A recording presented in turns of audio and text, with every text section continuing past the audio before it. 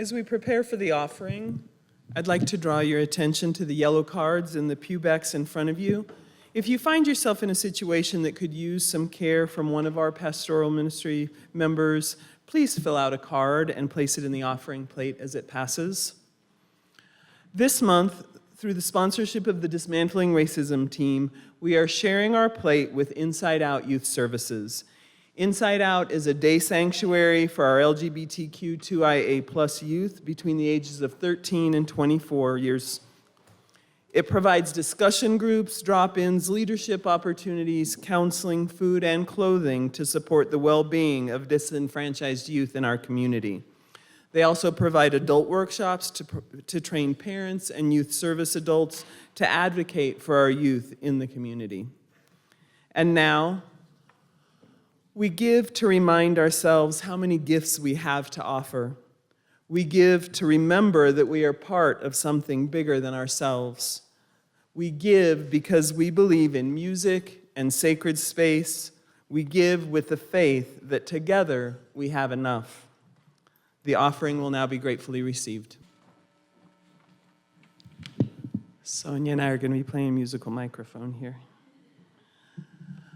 Today's reading is an excerpt from the book Transcendentalism and the Cultivation of the Soul by Barry M. Andrews.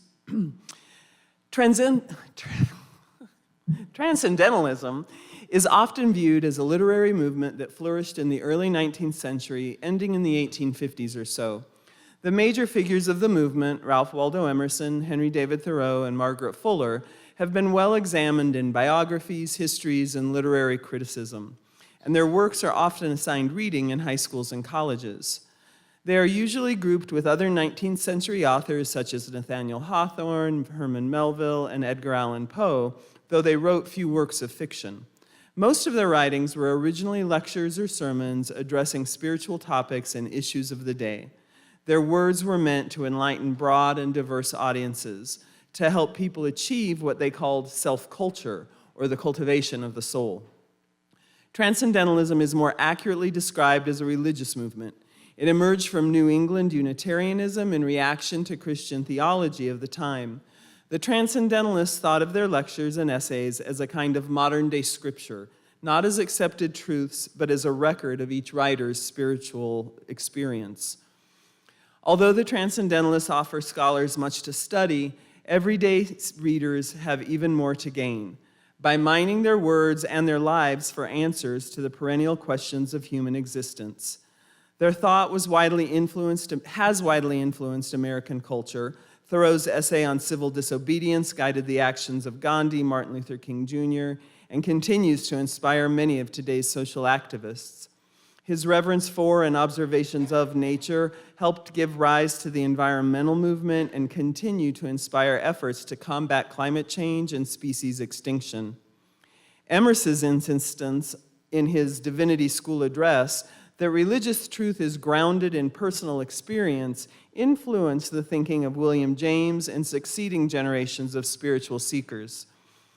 Margaret Fuller's book, Woman in the 19th Century, sparked a feminist movement that continues to have a profound impact on American society. Almost all of the Transcendentalists were Unitarians, and many of them were ministers at some point in their lives. Yet even in contemporary Unitarian Universalist churches, there is little awareness of the extent to which they influence the historical development of Unitarian worship and theology. Historian David Robinson observes, like a pauper who searches for the next meal, never knowing of the relatives who would make him rich, American Unitarians lament their vague religious identity, standing upon the richest theological legacy of any American denomination. Possessed of a deep and sustaining history of spiritual achievement and philosophical speculation, religious liberals have been, ironically, dispossessed of that heritage. This could be said of religious liberals in general, including many who do not consider themselves religious in the conventional sense of the term. Today, many Americans are experiencing a hunger for an inner life of greater richness and depth, abandoning the exclusive claims and moral correctness of conservative Christianity in search of new sources of inspiration. Many have found wisdom in other, seemingly more spiritual traditions such as Buddhism, Vedanta, Sufism, goddess religion, and paganism. The Transcendentalists were actually the first generation of Americans to look for spiritual inspiration in faith traditions outside their own, clearing the path for future seekers. Today's restless souls will discover hidden treasures in Transcendentalism, a uniquely and authentically American form of spirituality. Hi. Again, I'm Sonya Bergeron, and I am also the lead for the All Souls Lay Pastoral Ministry team here. I work for Pikes Peak Hospice, and in January, I became their veteran liaison. Prior to that, I served as a hospice chaplain for 3 years. I graduated from a Buddhist seminary in 2019, and I've also taken several Unitarian Universalist classes at the Star King School of Ministry. It is a UU seminary. I don't know if you knew that. We have 2 UU seminaries in the United States. Star King is at Berkeley, California. Meadville Lombard is in Chicago. So when I took classes, I took UU polity, theology, and history. And my message today is based on an essay that I wrote for my UU history class. So last week, we adopted our church mission and vision during the congregational meeting. And then prior to that, and during the service, we were introduced to our draft covenant. And it's up there. I don't know if you can read it. It says, as members of this beloved community, we covenant to open ourselves to spiritual growth and transformation, to be wellness of kindness as we uplift and forgive one another, welcoming everyone as their whole and holy selves, to share our gifts of service, support as co-creators of an evolving tradition, respecting its past and living its values. We make these promises so that we may nurture our kinship with a sacred and meaningful world. And I wanted to look at this covenant today because I wanted to point out that my message today aligns with the covenantal aspirations of opening ourselves to spiritual growth and transformation and respecting the past of our evolving tradition. The title for my message today is The Art of Living, the practices and teachings of the Transcendentalist. I think I need to make it clear, though, what I'm talking about, what I'm not. Some people were getting confused about transcendental meditation. That came to America in the 1950s by Maharishi Mahesh Yogi, and that is not what I'm talking about today. They use the same word, or transcend, but there are two different movements, 2 different things. So the teachings from the Transcendentalists also were described as self-culture, cultivation of the soul. Before really getting into the art of life, I want to introduce a few of the Transcendentalists. William Ellery Channing lived from 1780 to 1842, and he was a prominent Unitarian leader. He wasn't necessarily considered or in the group of Transcendentalists, but many of them viewed them as their elder. He was a generation ahead of them. He was 23 years older than Ralph Waldo Emerson. And he knew many of the Transcendentalists, and he mentored more than one. And he preached on self-culture in 1838. Channing's understanding of self-culture was a catalyst for the Transcendentalists. They refer to it often in their own writings. The teaching of self-culture aligns nicely with the Buddhist understanding of using the power of the mind to transform the mind. Channing stated, self-culture is something possible. It is not a dream. It has foundations in our nature. There are 2 powers of the human soul which make self-culture possible: the self-searching and the self-forming power. The second Transcendentalist I want to introduce you to, you've already heard his name several times, Ralph Waldo Emerson. He lived from 1803 to 1882. And he was the recognized leader of the Transcendental movement. and arguably the most important American culture figure of the 19th century. He was a Unitarian minister, but he stepped away from pastoring a church. But he continued sharing his wisdom through lectures and essays. His quotes can be found in many places, and I remember his quotes on the walls of some of my high school classrooms.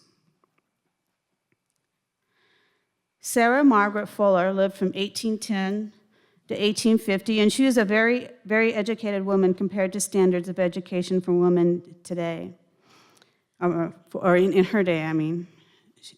She had a very close and intellectual relationship with Ralph Waldo Emerson, and together they founded a journal called The Dial, and she served as the first editor.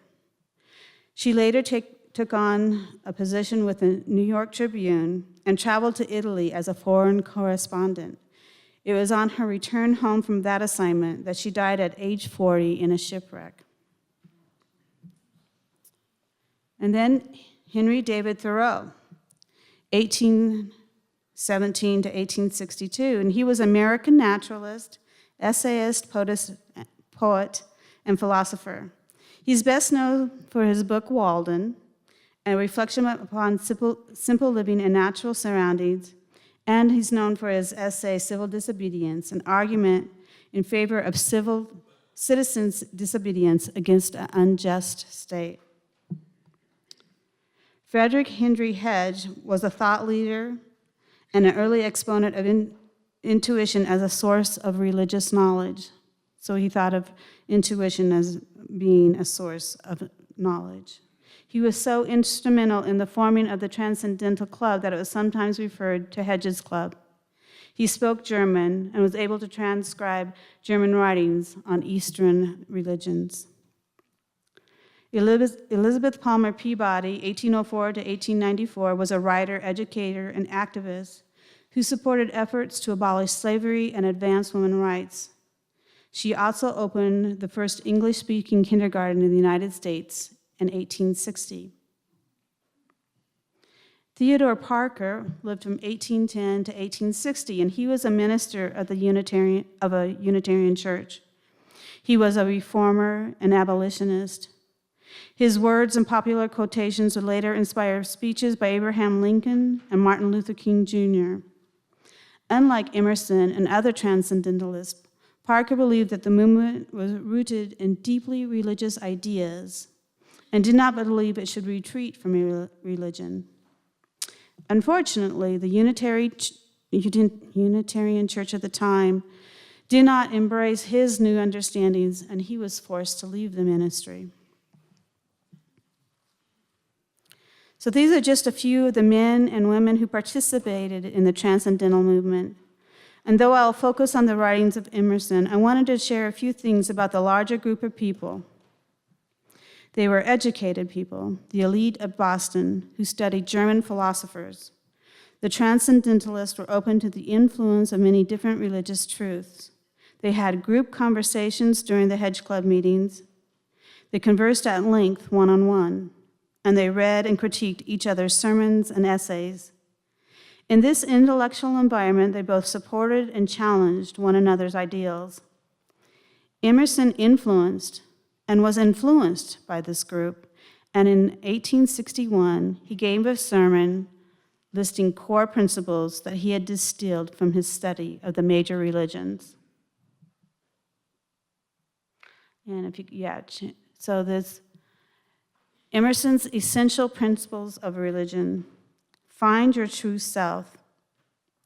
Develop your individuality through self-trust. Root yourself in nature and draw strength from that source. Cherish moments of extraordinary experience. Practice right action. And resist conformity. I'll expand on these practices of cultivation of the soul, the art of living, using these principles as an outline. So find your true self. I facilitate a monthly journaling workshop on Zoom. I've been leading this workshop for over 5 years. We meet on a Saturday morning, and it is a time of self-discovery through writing practices and follow-up conversations. Participants do not share the words that they write down, but they share what they notice during the writing process. I consider these workshops an opportunity to uncover our own internal wisdom. When we are journaling, we are articulating to ourselves our half-formed thoughts. We are making sense of our reactions to our day-to-day life. We are discovering who we are and what we believe. Journaling was a practice for many of the Transcendentalists. We know so much about them because they kept extensive journals. Emerson recommended journaling in his Human Culture lecture series, stating, "Pay so much attention to the visits of truth to your mind as to record those thoughts that have shown therein. It is not for what is recorded, though, that may be agreeable entertainment for later years and the pleasant remembrance of what you were, but for the habit of rendering out of account to yourself of yourself." Rendering an account to yourself of yourself. That is self-discovery. Journaling is a profound method of finding your truth self. The next principle was develop your individuality through self-trust.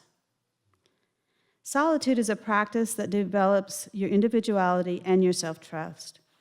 Emerson wrote that solitude was a vital part of everyone's education because it gives a breathing space, a leisure, out of the influence of dazzling delusions, the pomp and the vanity of the wicked world, and it sent the soul back on itself. I had the rare opportunity of experiencing solitude when I attended a 29-day meditation retreat as a part of my Buddhist seminary requirements. Most of the retreat was a silent retreat, and we had stretches of time we were instructed to not even acknowledge one another on the walking paths. We were to have an internal focus, a solitude of the soul, as Emerson might have described it. A 29-day retreat can be very difficult if one doesn't already have a good relationship with oneself. Sitting for long periods of time while being belittled by your inner critic could be excruciating.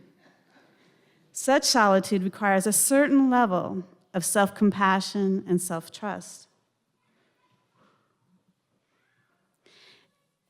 And it is not only solitude that will bring about the development of the individual. Barry Andrews, the author of the Transcendentalism and the Cultivation of the Soul, writes, "One of the paradoxes of the human condition, recognized in all philosophies and religions, is that one must be connected to the world and to other people. But one must also seek spiritual growth through solitude and contemplation." Emerson wrote in his journal, "Solitude is not, society is not. Alternate them, and the good of each is seen." And the next one is root yourself in nature and draw strength from that source. Today, there are many back-to-nature advocates, asserting that spending time in nature is needed for physical, mental, and spiritual health. Living in Colorado Springs, we are so lucky to have beautiful places to walk and to hike. Our trails are full of people who are experiencing for themselves that nature is a source of refreshment. Many Transcendentalists were dedicated walkers, though being in nature does not require walking or hiking. During my meditation retreat, I had the chance to sit and observe nature for extended periods of time. During the last 2 weeks of the retreat, we picked out a sitting spot. My spot was on the crest of a smallish hill, and laid out before me, I saw the meadow grass, then a grove of aspen, and then a few hills covered by pine trees, and I was delighted with the sitting spot. I noticed that the wind has a personality as it danced across the tall grasses and the aspen trees. I relished the changing sky. I saw that there was so much more there that I usually overlook. Being with and observing the rhythms of nature has an effect of bringing one back to oneself. There was a remembering of some place deep down, of remembering that I am not separate from nature. It is my home. It is my strength. I often reflect on that experience and want to recreate it, and I encourage each of you to find a sitting spot, to sit and observe nature for an extended time. It will make your heart happy.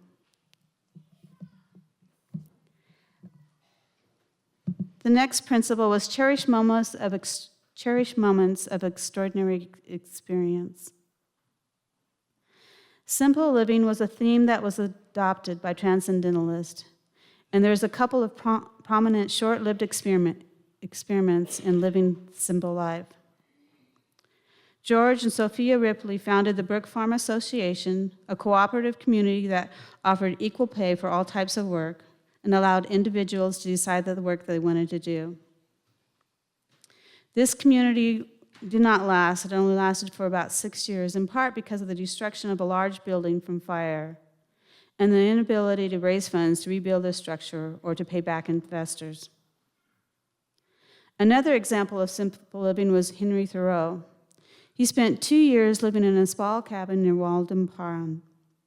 Both of these endeavors inspired generations of Americans to seek a balance in their life between labor and leisure by reducing their want and living more simply.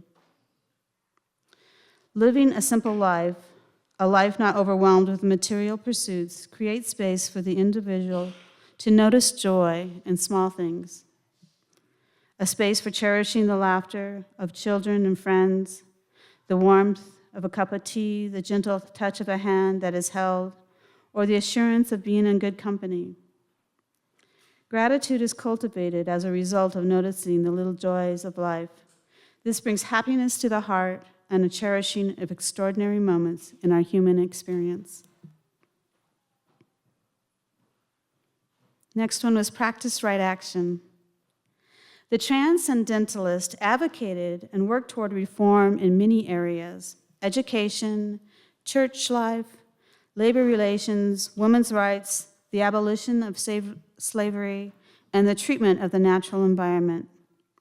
They saw the cultivation of the soul as the foundation for the reformation of society. UUs are working to change the status quo in so many different ways in our society, and even working to change the status quo within UU organizations. We are practicing right action as individuals and as a community. The next one is resist conformity. When I hear resist conformity, I think of the process of self-differentiation. As children, we are immersed as societal beings. We are dependent on our parents to sustain us. Their guidance helps us know who we are and how we fit into the world. As we mature, we start to see that we have choices. We are able to step back and evaluate the thoughts and ideas that came from our family of origin, deciding what we want to keep, what we want to let go. We listen to other voices, reflect on new ideas, and establish our own understanding. Creating an individual identity is an ongoing process. It requires thinking for ourselves. In resisting conformity, we intentionally decide what we follow and what we resist. The art of life, the cultivation of the soul, the practice of self-culture was viewed by the Transcendentalists as transforming. Transformation of the individual, transformation of society. The cultivation of the soul implies movement and permanence. It is a process. I have witnessed in myself an evolving in the understanding of the ultimate, and I sense this is true for many people who spend time reflecting on ultimate truth. Because of the Transcendentalist influence, the UU tradition has the space and structure to allow for theological openness. Theological openness means that we are not only open to others' understanding, we are also open to letting our own understandings evolve. This concept is easy to see in the scientific world. New discoveries change how we see our place in the world. UUs strive to be open, having open hearts, open minds. We are not taught to hold on to your faith. Words that I heard at a conservative Christian retreat when I was a young adult. In our UU tradition, we are taught that our understandings will evolve. Both Unitarian and Universalist religions started off as Christian religions. They originally had a different emphasis in their liberal Christian understandings. Unitarians believed in one God and the divinity of humankind. Universalists believe that God was such a loving God that all his human creation would go to heaven. Universalist salvation. Both of these liberal Christian understandings were pretty radical in the late 1700s and early 1800s. Both denominations had disagreements with those who were open to change, but both Unitarians and Universalists eventually embraced that there were many ways to understand the ultimate, the divine, the unknowable. In 1961, they merged into a single denomination.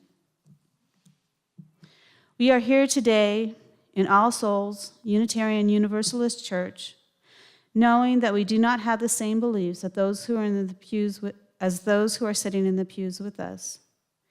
Maybe we can also reflect and see how our own understandings have evolved over our lifetime. Our theological openness is a radical thought compared to many other traditions. In this pursuit, the Transcendentalists of the 1800s led the way. And we will now have our closing hymn, This Little Light of Mine.